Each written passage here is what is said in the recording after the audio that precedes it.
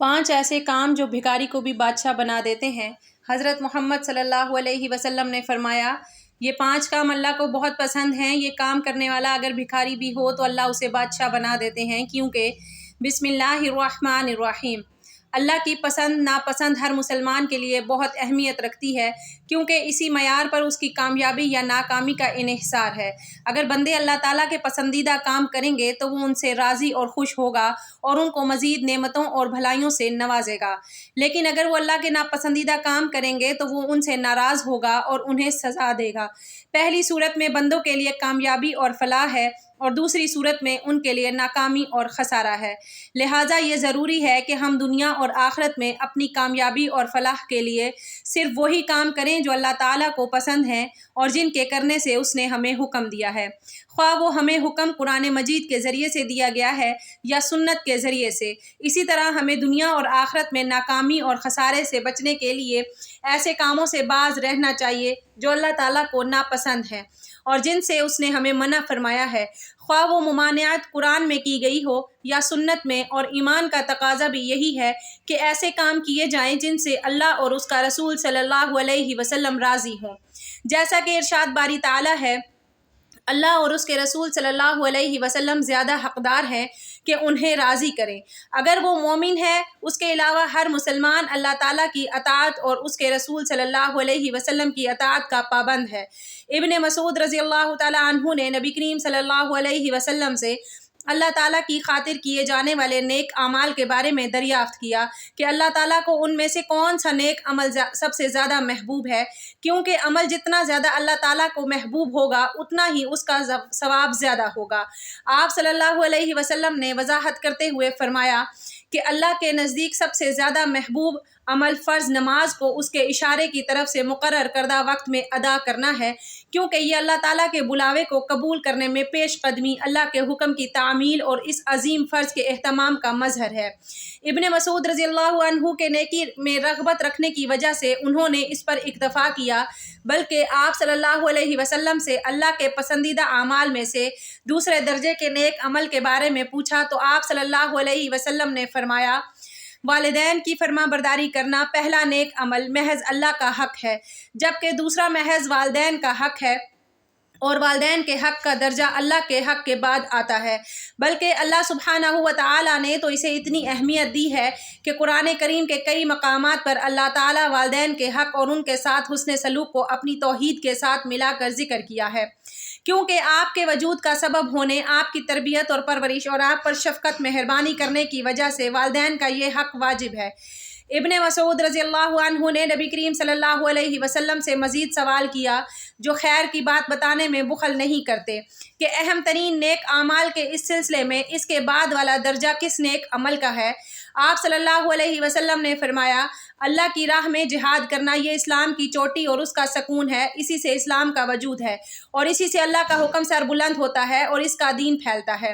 اس کو چھوڑ دینے میں اسلام کا انہدام ہے، مسلمان زوال و انحطاط کا شکار ہوتے ہیں، ان کی عزت جاتی رہتی ہے، ان کا اقتدار چھن جاتا ہے اور ان کی سلطنت اور حکومت زوال پذیر ہو جاتی ہے۔ جہاد فی سبیل اللہ ہر مسلمان پر تاکید کے ساتھ فرض ہے، پس جس نے جہاد نہ کیا اور نہ ہی اس کے دل میں جذبہ جہاد پیدا ہو، گویا وہ نفاق کی ایک شاخ پر مرا۔ ناظرین، آج کی اس ویڈیو میں ہم آپ کو بتائیں گے کہ غریبوں کو بادشاہ بنا دینے والے 5 کام انسان اپنی زندگی میں جو کام پسند کرتا ہے اسے بڑے شوق سے سر انجام دیتا ہے، جو کام پسند کرتا ہے اسے بڑی ہی دلچسپی سے انجام دیتا ہے، لیکن کئی کام ایسے بھی ہوتے ہیں جو انسان کو زوال کی طرف لے جاتے ہیں، جبکہ کچھ کام ایسے بھی ہوتے ہیں جو انسان کو عروج کی طرف لے جاتے ہیں، کچھ کام ایسے ہوتے ہیں جو انسان کو تنگی کی طرف لے جاتے ہیں، جبکہ کچھ کام ایسے ہوتے ہیں جو انسان کو آسانی کی طرف لے جاتے ہیں۔ ایسے ہی حضرت سیدنا شیر خدا علی المرتضیٰ رضی اللہ تعالیٰ عنہ ایک روز اللہ کے بندوں کو درس اخلاق دے رہے تھے، نبی کریم صلی اللہ علیہ وسلم کا پیغام سنا رہے تھے اور نصیحت کر رہے تھے، خوبصورت زندگی گزارنے کے طور طریقے بتا رہے تھے۔ اب حضرت علی رضی اللہ تعالیٰ عنہ نے فرمایا، میں نے بھکاریوں کو بادشاہ بنتے دیکھا ہے، میں نے بھکاریوں کو امیر ترین بنتے دیکھا ہے، ایسا امیر جو صرف دنیا کے امیر ہی نہیں بلکہ میں نے دونوں جہان کے امیر بنتے دیکھا ہے۔ انہوں نے دنیا بھی حاصل کی ہے اور انہوں نے آخرت بھی حاصل کر لی ہے۔ جب میں نے ان سے دونوں کی ترقی کی وجہ پوچھی کہ تم بھکاریوں سے بادشاہ کیسے بنے، اتنے بڑے امیر کیسے بنے، کیا تم دنیا میں بھی امیر ہو گئے اور آخرت میں بھی امیر رہو گے؟ تو انہوں نے کہا ہاں، کیونکہ ہم 5 عمل کیا کرتے تھے، ہم نے 5 عمل ایسے کیے جو کہ ہم آج بھی کر رہے ہیں اور مرتے دم تک کرتے رہیں گے۔ ان 5 عمل نے، ان 5 کاموں نے ہمیں بھکاریوں سے بادشاہ بنا دیا۔ حضرت علی رضی اللہ تعالیٰ عنہ کہتے ہیں کہ میں نے پوچھا ہمیں بھی بتاؤ وہ 5 کام کون کون سے ہیں۔ محترم ناظرین، اس ویڈیو میں آپ کو امیر کا ایک نسخہ بتایا جا رہا ہے، 5 کام جو کہ آپ کو دنیا نہیں بلکہ آخرت میں بھی امیر بنا دیں گے۔ اگر آپ اس دنیا میں ہی نہیں بلکہ اگلے جہان یعنی آخرت میں بھی امیر ترین بننا چاہتے ہیں تو ان 5 کاموں پر عمل کرنا اپنی زندگی میں شروع کر دینا۔ انہوں نے فرمایا، ایک تو ہم پرندوں کو دانہ ڈالا کرتے تھے۔ جس گھر میں پرندوں کو کھانا ملتا ہو، دانہ ملتا ہو یعنی رزق ملتا ہو، وہ گھر کبھی غریب نہیں ہو سکتا، اس گھر میں کبھی بھی رزق کم نہیں ہو سکتا۔ اللہ رب العزت اس گھر کا رزق کم نہیں کرتا جس گھر سے پرندے پلتے ہوں، پرندوں کو دانہ ملتا ہو، پرندوں کو پانی ملتا ہو۔ فرمایا جب پرندے تمہارے گھروں کے اوپر سے گزرتے ہیں اور کوئی پرندہ تمہارے گھر میں آ جائے یا کوئی بھی جانور تمہارے گھر میں آ جائے تو فرمایا کہ ان کے لیے اناج رکھا کرو، دانہ ڈالا کرو، اگر بھوکا ہے تو دانہ ڈالا کرو، اگر پیاسا ہے تو پانی پلایا کرو۔ اللہ تعالیٰ کو ایک مخلوق کا دوسری مخلوق پر احساس کرنے والا عمل بہت ہی زیادہ پسند ہے، یعنی جب ایک مخلوق دوسری مخلوق کی بھوک مٹاتی ہے، پیاس مٹاتی ہے تو اللہ تعالیٰ کو یہ عمل اتنا پسند ہے کہ اللہ فرشتوں میں بیٹھ کر مسکراتا ہے۔ جب ایک مخلوق دوسری مخلوق پر احساس کرتی ہے، جب پرندے کسی گھر سے کھانا کھا کر یعنی دانہ کھا کر اس گھر سے جاتے ہیں تو اللہ تعالیٰ سے دعا کرتے ہیں کہ اے مالک، تجھے تیری وحدانیت کا واسطہ، تیری رحیم کا واسطہ، جس طرح اس گھر کے لوگوں نے ہمارے رزق کا اہتمام کیا تو بھی اس گھر کے لوگوں کا اہتمام کر۔ تو یوں اللہ رب العزت اپنی برکت کے تمام دروازے اس گھر کی طرف کر دیتا ہے جس گھر میں پرندوں کو کھانا ملتا ہے، جانوروں کو کھانا ملتا ہے۔ حضرت امام باقر رضی اللہ تعالیٰ عنہ کے صاحبزادے حضرت امام جعفر صادق رضی اللہ تعالیٰ عنہ فرماتے ہیں کہ جو انسان صبح اٹھتے ہی ایک عمل کرتا ہے، اللہ رب العزت 3 فرشتے اس کے ساتھ ساتھ لگا دیتا ہے، یعنی 3 فرشتوں کی ڈیوٹی لگ جاتی ہے، وہ صبح، دوپہر اور شام اس کے ساتھ ہی رہتے ہیں۔ تو ان فرشتوں کا کام کیا ہوتا ہے؟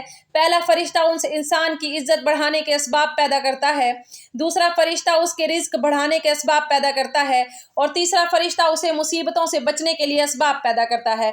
پوچھا گیا کہ حضرت آخر وہ نیک عمل کون سا ہے، کون سا اتنے فائدہ مند عمل ہے؟ تو حضرت امام جعفر صادق نے فرمایا وہ ہے پرندوں کو دانہ ڈالنا۔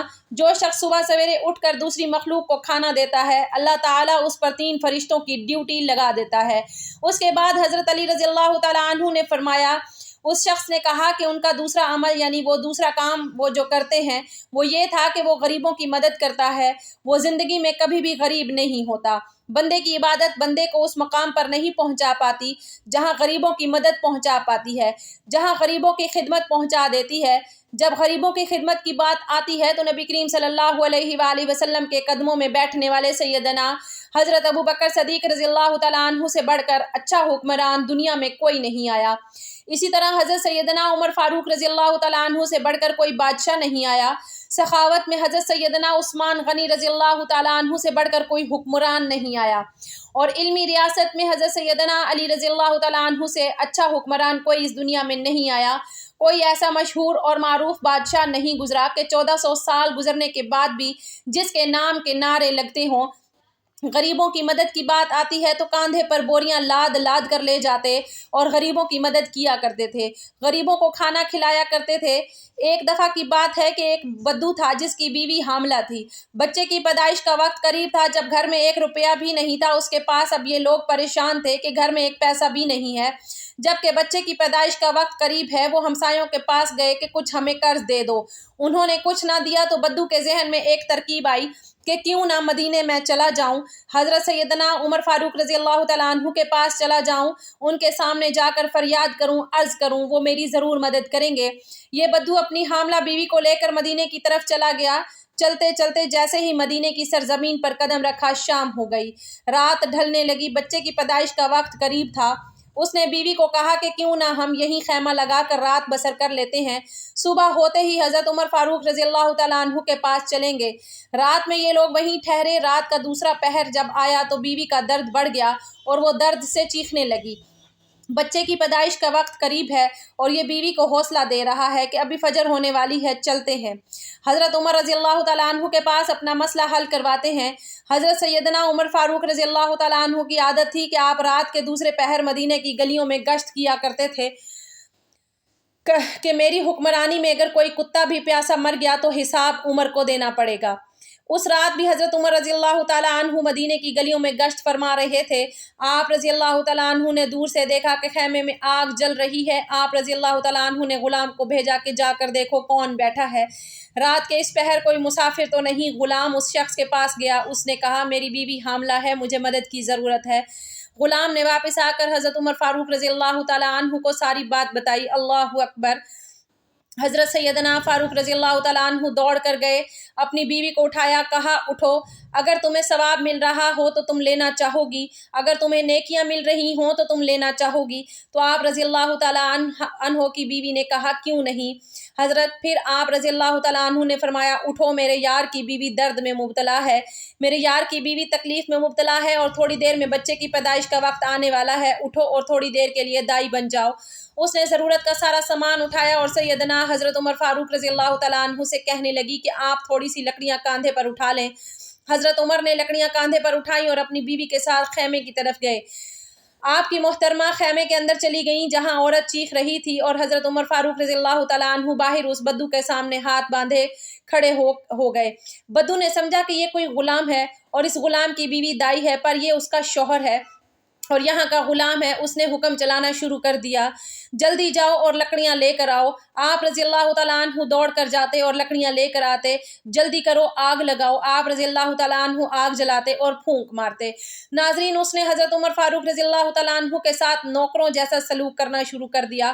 وہ نادان یہ نہیں جانتا تھا کہ اس کے سامنے جو شخصیت کھڑی ہے وہ شخصیت کوئی اور نہیں بلکہ خود حضرت عمر رضی اللہ تعالیٰ عنہ ہے۔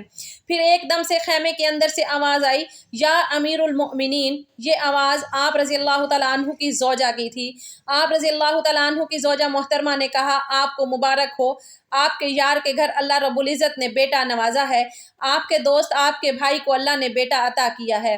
جیسے ہی بیگم صاحبہ نے آپ رضی اللہ تعالیٰ عنہ کو یا امیر المؤمنین کہا، بدو کے پاؤں تلے سے زمین نکل گئی۔ سوچا کیا یہی امیر المؤمنین ہے؟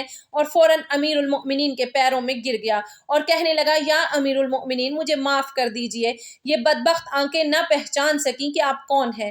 تو امیر المؤمنین نے اسے اٹھایا اور اپنے سینے سے لگایا اور رو رو کر کہنے لگے، اے بدو، تو نہیں جانتا یہ مدینہ منورہ ہے، یہ میرے پیارے رسول صلی اللہ علیہ وآلہ وسلم کا شہر ہے، یہاں امیروں کا نہیں غریبوں کا استقبال ہوتا ہے، یہاں تو غریبوں کو عزت ملتی ہے، یہاں تو غریبوں کی مدد کی جاتی ہے اور یہاں تو غریبوں کو بادشاہ بنایا جاتا ہے۔ اس واقعے سے ہمیں پتہ چلتا ہے کہ غریبوں کی مدد کرنے والا کبھی غریب نہیں ہوتا، غریبوں کی ضرورت کو پورا کرنے والا خود کبھی غریب نہیں ہوتا۔ اس لیے وہ لوگ کہتے تھے ہماری امیر بننے کی سب سے بڑی وجہ غریبوں کی مدد کرنا ہے۔ تیسرا کام تھا کہ وہ اپنی اولادوں کو حلال کا لقمہ کھلایا کرتے تھے، اور چوتھا کام وہ اپنے والدین کی خدمت کیا کرتے تھے، اور پانچواں کام وہ کبھی نماز میں سستی نہیں کرتے تھے۔ ان لوگوں نے یہ بھی کہا تھا کہ ہم لوگ آج بھی ان 5 باتوں کا دامن پکڑے ہوئے ہیں، بس اسی وجہ سے ہم دن بدن اور بلندی کی طرف جا رہے ہیں۔ ہم نے صرف دنیا میں ہی نہیں ترقی کی بلکہ ہم آخرت کے لیے بھی یہ کام کر رہے ہیں۔ اللہ رب العزت سے دعا ہے کہ اللہ ہم سب کو بھی ان 5 کاموں پر عمل کرنے کی توفیق عطا فرمائے اور اپنے بندوں کی ان فہرست میں شامل فرمائے جن پر اللہ کا انعام ہوا ہے، آمین۔ ناظرین، کمنٹ باکس میں اللہ تعالیٰ کے ناموں میں سے ایک نام ضرور ٹائپ کریں۔